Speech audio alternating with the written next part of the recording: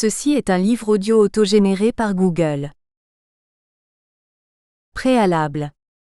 Une des questions les plus étonnantes qu'Aristote ait pu poser dans le traité de l'âme, 415b13, fut celle de l'identité de Socrate appréhendée autour du même ou du commun. Socrate est-il identique à Socrate assis ? Telle était en substance la question iconoclaste de ce philosophe. Une réponse positive aurait conduit à considérer que Socrate n'aurait pu être confondu avec Socrate debout, et que certaines postures auraient alors été discriminantes car elles auraient entaché la nature même de l'identité du philosophe. Une réponse négative aurait conduit à considérer que Socrate n'aurait été que l'appellation d'une suite d'individus éphémères. Une posture corporelle pourrait ainsi suffire à interroger une identité d'être et à engager par la suite deux ontologies différentes, celle de la discontinuité et celle du processus. Discontinuité d'individus conçus sur la base des identités événementielles, contre processus biographique ne permettant qu'un accès limité à cette même identité. Nous ne pourrions ainsi accéder à Socrate que de façon biaisée parcellaire. C'est une partie temporelle et spatiale de l'individu Socrate qui nous est accessible, écrit Vincent Descombes. Socrate est un étant dans le langage ontologique, un sujet individu, dans le langage sociologique. Assis et debout sont des positions du corps de Socrate qui deviennent ici des modes d'interrogation de l'unité problématique de Socrate. Qu'y a-t-il de commun entre ces postures différentes et Socrate comme identifiant d'un être substance ? Le croisement accidentel de deux composantes, la position d'un corps dans l'espace à un moment donné, et une dénomination identitaire ici Socrate ? Ou bien faut-il renverser la perspective et se demander à la suite de la philosophie analytique, qu'est-ce que c'est pour un individu qu'être le même homme que soi ? Dans une perspective de sociologie de l'action, cette interrogation prend encore une autre orientation. Elle devient celle du commun, c'est-à-dire celle de ce qui fait lien en raison de sa constance, de sa puissance d'identification, de sa légèreté, ou de son évidence. Ce qui est commun est ce qui est attribué à plusieurs tout en étant ce qui spécifie ce qui lie, et ce qui sépare à la fois. C'est ce que j'ai cherché à étudier jusqu'alors. Pour ce faire, j'ai considéré que l'entrée par la rationalité était le mode d'investigation le plus prometteur. Non que la rationalité soit cette clé universelle permettant de tout expliquer de l'action des hommes et des femmes. Non que la rationalité soit univoque, et revêtue de la seule probité scientifique. Non que la rationalité soit un concept dont la lisibilité permet d'évacuer toute ambiguïté, dont celle de la confusion avec le rationnel versus positivisme et le raisonnable. Mais l'entrée par la rationalité permet de rendre raison de l'action, d'en retrouver le commun, et d'en saisir la spécificité. Le commun de l'action, celui de l'appartenance à un groupe de militants ou celui de ceux qui sont simplement partie prenante d'une action ou encore celui de ceux qui forment un groupe nominal, et qui n'ont pas conscience de ce qui les distingue et ou les réunit, est au croisement de la discontinuité d'individus éphémères et des processus biographiques au croisement de l'événement et de la continuité. La question de l'identité formulée par Aristote se trouve ainsi mobilisée et reformulée par la sociologie de l'action, autour de ce qui lie et sépare, autour des ponts et des portes, dans le langage de Simmel. La récente crise identitaire des membres d'un des principaux partis politiques français illustre cette question. Être différent tout en étant semblable à d'autres militants est devenu une des questions inattendues des membres de ce parti. L'intérêt n'est pas ici le seul mode d'interprétation de leur réaction aux dissensions internes entre les deux autorités belligérantes, celles qui se disputent la réussite à la consultation démocratique en vue de l'élection du président. L'intérêt des militants peut en outre être compris sur le mode de la loyauté envers le parti, avec toutes les nuances que celle-ci semble revêtir du silence et de la mise au secret jusqu'à la dénonciation de ce qui semble injuste ou inadmissible. C'est d'ailleurs un des registres d'évaluation du comportement stratégique de ces deux autorités belligérantes, issus de la répartition quasi égalitaire des résultats et des soupçons de fraude interne dans l'organisation de la consultation. Loyauté et défection-trahison sont ainsi les deux registres d'évaluation des stratégies en présence, celles portées par ces deux autorités par leurs équipes et leurs soutiens respectifs pour lesquels l'intérêt prend la forme du souci apporté à la répartition des postes dans l'appareil du parti. Les militants quant à eux en sont à interroger ce qui les réunit, et ce qui fait d'eux des militants d'un même parti. Cette interrogation n'est pas celle d'une mise en perspective de leur identité.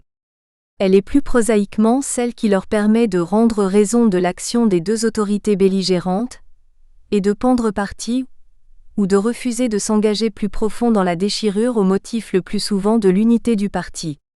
Ce qui nous intéresse dans ce cas d'école est bien ici ce mixte de commun de rationalité et de suspicion. La suspicion est un des effets pervers de l'état des relations entre les membres de ce parti. Elle est un effet pervers dans la mesure où elle est à l'opposé de ce qui était recherché, et de ce qui était dit de ces relations, ainsi que des raisons pour lesquelles ils se regroupaient. Mais elle n'est pas seulement un effet des relations.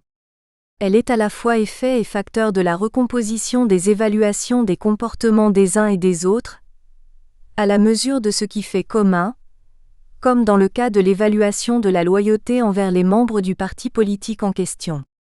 Interroger la suspicion, c'est ainsi se confronter aux raisons de l'étirement des rapports sociaux de la confiance à la défiance, en passant par le doute. Considérer la suspicion comme un objet sociologique revient à considérer ce mode de relation aux autres et au monde comme une entrée dans la compréhension possible de la façon dont se construit un avenir commun. Nos sociétés sont traversées par la suspicion, sans que pour autant la confiance nécessaire aux relations d'échange ait brutalement disparu. La multiplication des transactions sur la toile témoigne d'une confiance dans les procédures sans acteurs ou à tout le moins sans acteurs identifiables sans laquelle les échanges marchands ainsi que les autres échanges seraient impossibles. Pour autant, la confiance se nourrit d'une surabondance de procédures de protection. Parmi ces procédures de protection, un développement considérable des codes des clés informatiques et autres verrous est utilisé à des fins d'instauration de la confiance envers des supports techniques comme les sites et les serveurs. La confiance est ici le plus souvent univoque, parce que fondée sur ces seules clés de contrôle au profit quasi exclusif de ceux qui les imposent et les contrôlent. La suspicion s'est ainsi installée au cœur même de l'utilisation des systèmes techniques, dès lors qu'ils sont appréhendés comme pouvant être entre les mains d'opérateurs et que l'objet au centre de la transaction ou de l'échange pourrait changer de nature. C'est bien cette part de subjectivité qui est ici source de suspicion.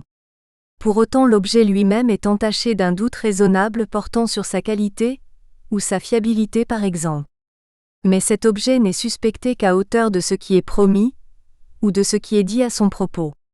C'est donc bien alors autour de ce qui est dit, écrit, montré ou simplement suggéré et in fine autour de ces autres, à propos de tel ou tel objet technique ou de service voire de mission que la suspicion s'est installée.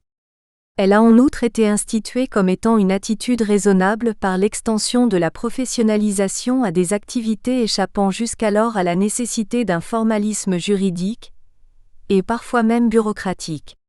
Ainsi, garder des enfants était une de ces tâches prises en charge aussi bien par le voisinage que par la famille élargie.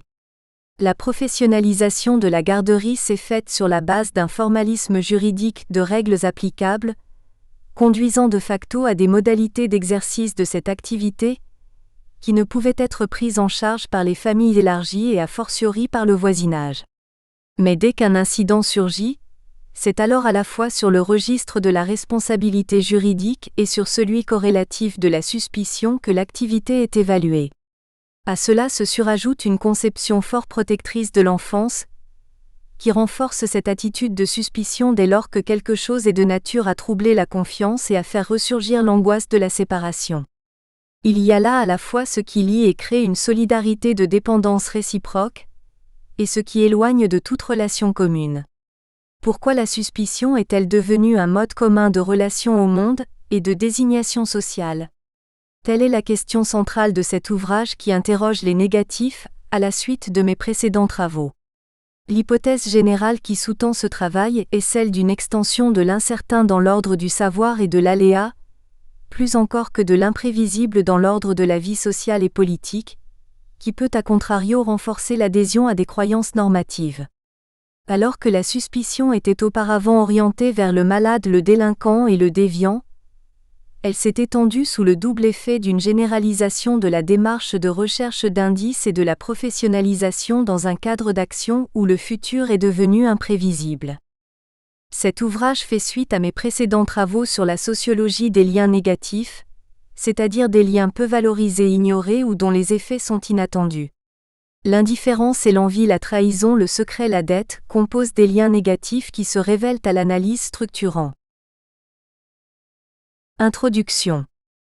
Lorsque des internautes satisfont à des sollicitations émanant d'organismes les informant de l'obtention d'un gain, ils semblent faire preuve de naïveté. Pourquoi cette impression de naïveté est-elle communément partagée ?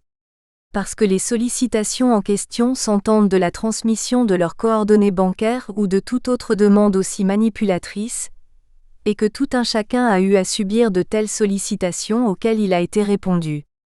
La naïveté de ces internautes ne serait à imputer qu'à leur désir de lucre et de nouveauté. Pour autant, cette naïveté pourrait être la simple traduction de rapport de confiance, le terme de naïveté ne signifiant alors que l'état normal d'un rapport aux autres. Ce qu'interroge en creux la suspicion est cette naïveté, fondée sur un rapport de confiance. En l'ébauchant ainsi, la suspicion devient soit l'arme des sceptiques, soit une posture d'éveil voire de guetteur qui absorberait toute énergie, ou mobiliserait des ressources qui pourraient être affectées à d'autres activités. La suspicion peut plus simplement être abordée comme une posture, une attitude ou une démarche qui rendrait suspect son objet. Posture, attitude et démarche seraient alors trois modes d'expression de la suspicion. Rendre suspect l'objet de la suspicion consisterait dans une mise à distance, une mise entre parenthèses de la relation à l'objet visant à l'identifier, le contourner, le démasquer pour l'affronter et dans les cas pour s'assurer de sa qualité. C'est précisément cette qualité qui est le pivot central de la suspicion. Tant que celle-ci n'est pas établie, la suspicion demeure active. Mais une fois établie, la suspicion cède le pas à des pratiques de traitement de l'objet requalifié. Rendre suspect un objet. La suspicion relevant ici du doute, du sentiment que quelque chose n'est pas normal, de l'impression d'un danger, d'une fraude, c'est identifier l'objet de la suspicion comme devant être questionné, vérifié, mis en examen, en quarantaine. Lorsque la suspicion procède d'une posture, elle devient inquisitoriale, envahissant alors l'ensemble de ce qui est supposé constituer les ramifications de l'objet en question, son environnement. Lorsque la suspicion s'entend d'une démarche, c'est la dimension professionnelle qui l'emporte, celle qui rend suspect son objet à partir de quelques critères ou sur la simple conviction intersubjective fondée sur une expérience partagée de situations comparables par exemple.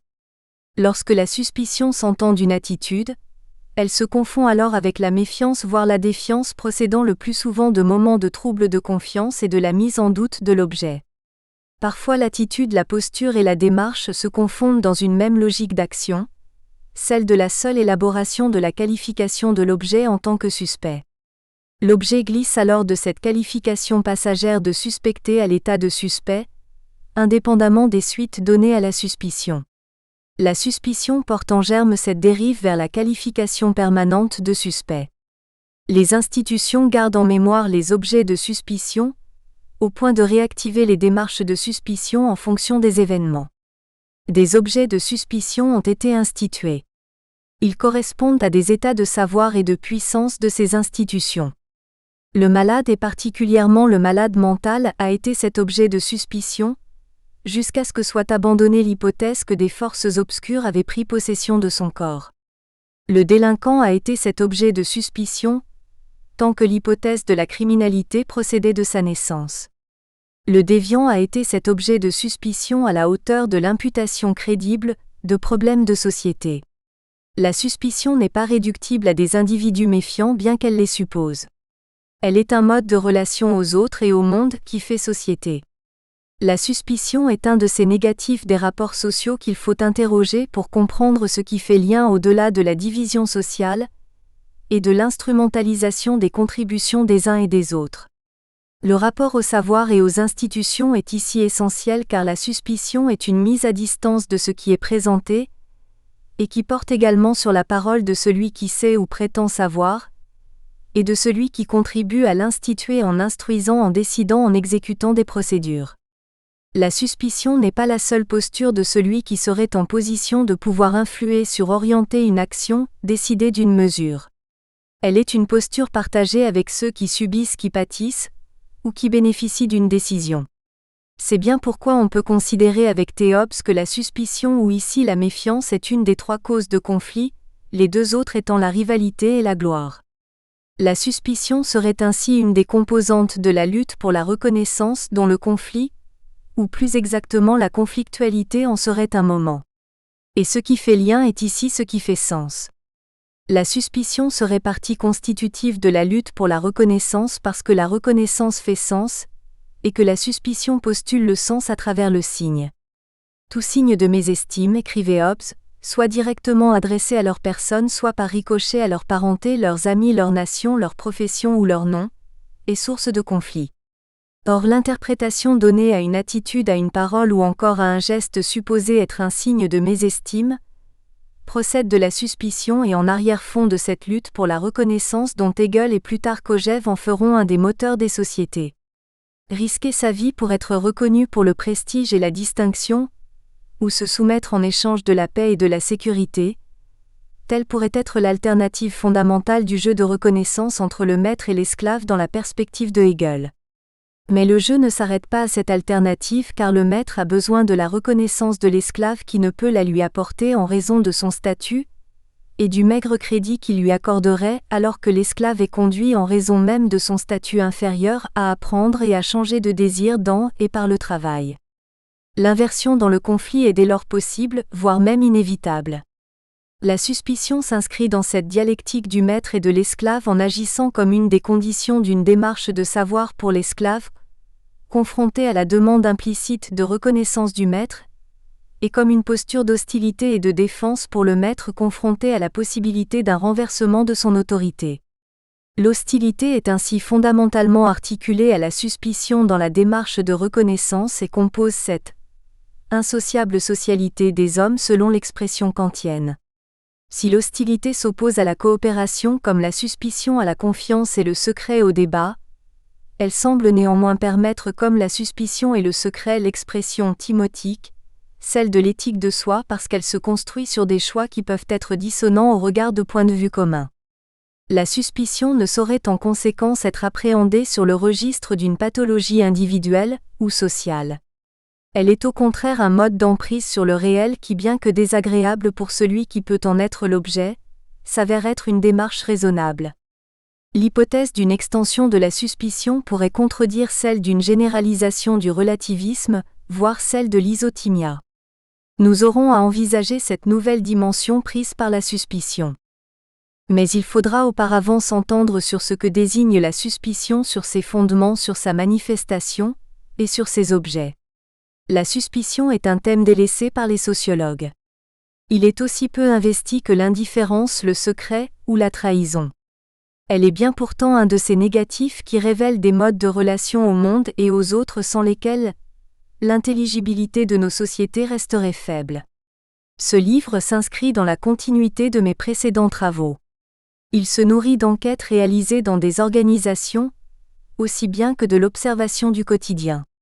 Lorsque des salariés suite à des réorganisations manifestaient leur désaccord en s'opposant frontalement ou de façon indirecte, les sociologues avaient coutume de considérer qu'ils résistaient au changement, comme si celui-ci ne pouvait que leur être profitable. Résister au changement était ainsi devenu pour bon nombre de ces sociologues l'explication ultime des difficultés à changer. Pourtant cette explication n'en était pas une. Tout au mieux pouvait-elle être un élément d'un constat. La suspicion existant entre les salariés et ceux qui incarnaient le pouvoir de décider et d'imposer, aurait pu être un autre élément de ce constat. Encore aurait-il fallu s'interroger sur son fondement, son expression, ses effets, et s'interroger sur sa généralisation. C'est ce que je me propose de faire ici. J'ajouterai qu'une de mes interrogations au moment où j'élaborais ma démarche portait sur le dépassement de certaines façons d'être, et dans la suite je m'interrogeais sur ce que pourrait signifier le dépassement de la suspicion. Existe-t-il plus généralement des pratiques sociales dépassées, au point qu'il y ait peu de chances qu'elles soient réactivées ? Alors même qu'une réponse positive semblerait relever d'une évidence au regard par exemple des rapports de genre, c'est pourtant vers une réponse plus nuancée laissant place au doute vers laquelle je m'orientais. Il me semblait en effet que le terme de dépassement autant que l'idée de progrès qui lui est souvent associée, ne saurait rendre compte ni de la continuité de certaines pratiques sociales ni de leur abandon. Les récentes prises de position en France en faveur ou contre le mariage des homosexuels laissent de côté l'interrogation même sur le mariage comme institution autant que comme pratique sociale de déclaration de fidélité. Alors que la durée de vie ne cesse d'augmenter, ce déclaratif pourrait bien sembler incongru parce que hors d'atteinte, ainsi que l'observe Michel Serres. La demande d'égalité de traitement exprimée par des homosexuels est de ce point de vue une demande qui pourrait sembler anachronique. Adhérer à une pratique sociale qui par ailleurs peut être considérée comme étant dépassée, interroge tout comme l'élargissement de la suspicion à une pratique sociale rationalisée. C'est sur cette base d'interrogation que ce livre a pris forme. Titre I. La suspicion, un paradoxe des sociétés ouvertes, dans lesquelles on présume un savoir commun. Titre I. La suspicion, un paradoxe des sociétés ouvertes, dans lesquelles on présume un savoir commun. Présumer l'existence d'un savoir commun est une hypothèse qui n'est guère audacieuse. Elle recueillerait par là même un large assentiment si nous en restions là, c'est-à-dire au stade d'une doxa. Mais si nous essayons de la préciser quelque peu, il est vraisemblable que ce bel accord aura tendance à se fissurer sous l'effet des restrictions à apporter. Essayons-nous tout de même à cet exercice. Par savoir commun, nous pourrions entendre un savoir partagé, qui permettrait à la fois de limiter les incompréhensions et qui faciliterait les échanges. Ce ne serait pas tant le contenu de ce savoir, sa spécification, et ces domaines dont il serait alors question. Ce serait alors bien davantage l'accès au savoir, et la possibilité de le prendre en charge qui mériterait d'être relevé. C'est bien en effet le qualificatif de commun, ou de partagé qui est ici important. Considérer que tout un chacun est détenteur d'un tel savoir revient à considérer qu'il existe un savoir sans lequel l'échange devient difficile, que ce savoir est accessible, et qu'il est nécessaire. C'est donc à la fois en termes de compétence et d'égalité, que ce savoir commun est supposé être détenu par tous. La compétence rejoint l'égalité en ce qu'elle désigne une capacité à être dans l'échange social, c'est-à-dire aussi bien dans l'action que dans l'œuvre, dans la responsabilité autant que dans le droit, dans l'évaluation du juste autant que dans celle du vrai. Mais cette présomption de savoir n'est le plus souvent que le constat de l'existence de routines cognitives communes, ou de celui de savoirs linguistiques et procéduraux intégrés. Il y a loin de cette contraction du savoir ainsi opérée à la compétence générale, et à l'égalité. Pour autant, c'est bien cette référence à cette compétence et à cette égalité abstraite, qui sert de terreau paradoxal à la suspicion. En effet, l'égalité dans la compétence conduit à un relativisme des points de vue, dont on peut penser qu'il est une crise de tout modèle d'autorité dans l'ordre du savoir autant que dans celui de l'action. Suspecter devient dès lors un mode relation normal aux autres en ce sens qu'il est normé.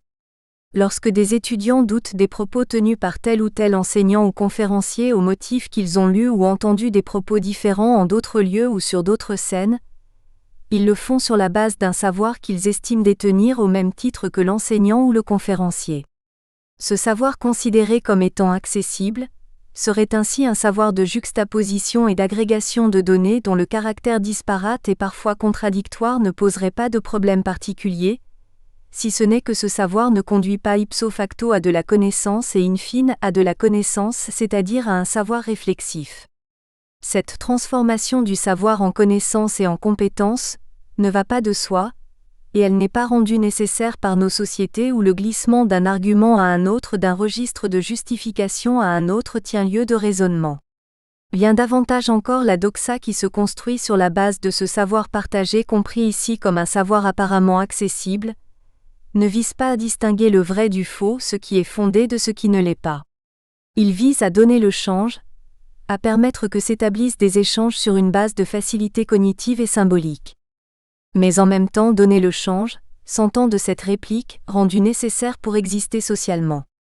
Les tweets, les courriels, les blogs aussi bien que les interventions publiques lors de réunions, sont des supports indispensables à cette réplique. Le nivellement des points de vue dès lors qu'ils sont acceptables eu égard aux normes de référence, a néanmoins un effet pervers, celui d'accroître la suspicion. Dans une relation d'égalité formelle, opposer un point de vue à un autre revient à opposer deux subjectivités, et à supposer chez l'autre interlocuteur l'usage du mensonge, de la trahison, de la participation à un complot, de la manipulation, et in fine de procédés de déstabilisation en vue d'imposer un point de vue. La suspicion se trouve ainsi renforcée comme posture a priori, et ceci d'autant plus sûrement que la durée et ou la permanence des situations ainsi que de la distribution aléatoire de positions d'interaction sont affaiblies. En effet, le rapport au passé tout autant que le rapport à un futur ne semble plus fonder un vivre ensemble, faisant du consentement à la vie civile et de l'expérience commune conjointe à ce consentement et à la permanence du passé dans les changements présents, la base de la compétence versus capacité. Nous sommes ainsi renvoyés à notre hypothèse d'une crise des formes de l'autorité dans une société ouverte, alors que se généralise l'a priori d'un savoir partagé sous la forme d'une égalité de compétences. Ce qui fonde cette égalité n'est pas ici la participation de tous à la polis, à la vie de la cité comme le pensaient les Romains. C'est l'affirmation d'une égalité procédant d'une même condition humaine, d'une même nature. C'est la reconnaissance d'un droit en dehors de toute action et de toute qualité, ainsi que de toute genèse. Ce droit à l'égalité embrasse jusqu'à ce qui différencie les individus la compétence, le talent, la capacité à être auteur et par là même à exprimer une autorité. L'égalité de compétence rend suspecte toute reconnaissance d'une autorité, car elle valorise l'autonomie et l'autoréflexion au détriment de la tradition et du savoir institué.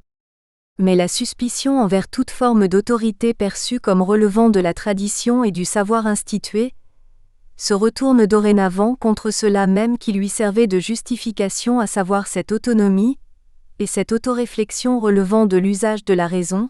C'est en effet la raison elle-même à travers les décisions prises à ce motif qui deviennent objet de suspicion.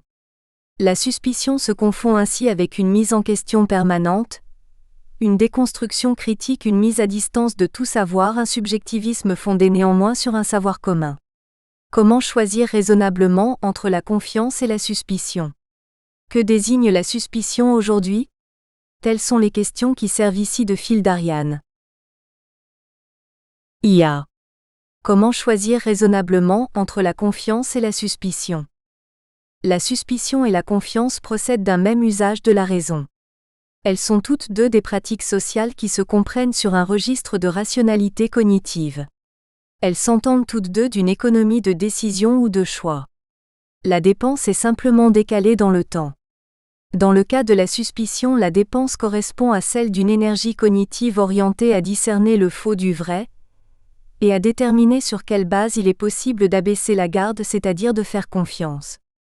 Dans le cas de la confiance, la dépense est celle qui adviendra si ce choix ou cette pratique en vient à se heurter à des difficultés, issues des mensonges, des manipulations ou des excès de toutes sortes. Suspecter ou faire confiance ne sont pas des comportements aussi antinomiques qu'il y paraît. Le temps les articule l'un à l'autre à travers les expériences intersubjectives. La diversité des situations rend par ailleurs incontournable leur association. Il est pratiquement impossible d'être constamment dans la suspicion.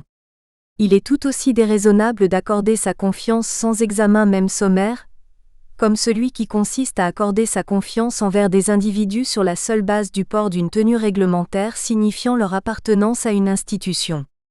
La confiance et la suspicion sont indissociablement liés.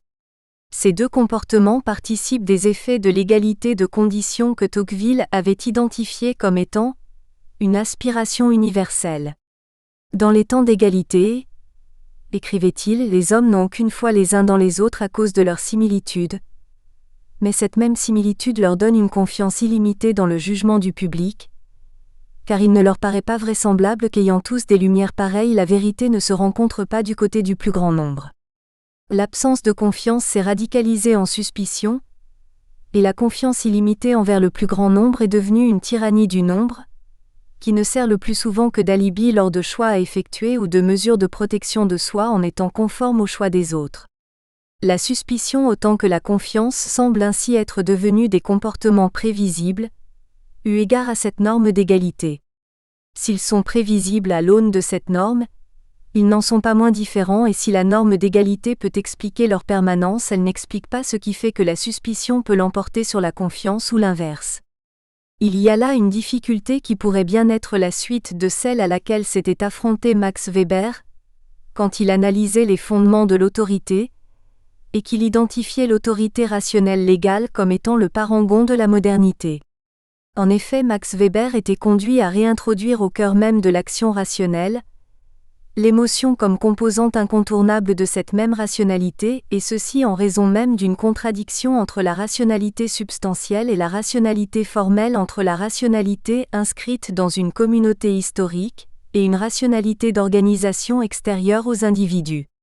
Ces deux formes de rationalité se trouvent mobilisées dans et par l'État de façon contradictoire. Si l'autorité réfère à la domination, et in fine à l'État dans nos sociétés, Nous espérons que vous avez apprécié cet aperçu.